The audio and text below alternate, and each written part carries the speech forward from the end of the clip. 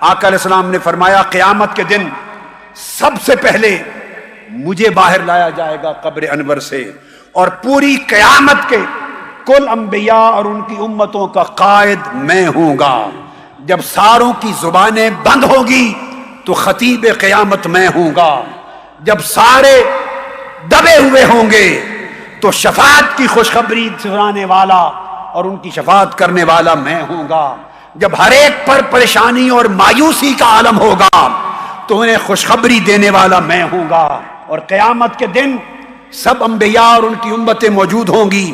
اللہ پاک فرمائیں گے فرشتوں کو کہ آج ساری بزرگیوں اور جنت کی چابیاں ساری محمد مصطفیٰ کے ہاتھ میں دے دی جائیں، تو کرامت اور جنت کے دروازوں کی چابیاں میرے ہاتھ میں دی جائیں گی۔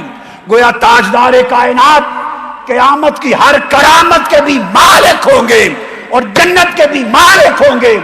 جب جنتوں کے دروازوں کی چابیاں مصطفیٰ کے پاس ہوں گی تو مطلب یہ ہوا جسے چاہیں گے مصطفیٰ جنت میں جائے گا، جسے روکیں گے نہیں جا سکے گا۔ اور فرمایا 1000 خادم اور ایک حدیث میں 70,000 ملائکہ خادموں کی طرح میرے ارد گرد طواف کرتے ہوں گے۔ جدھر جاؤں گا میں ان کے جرمٹ میں سفر کروں گا۔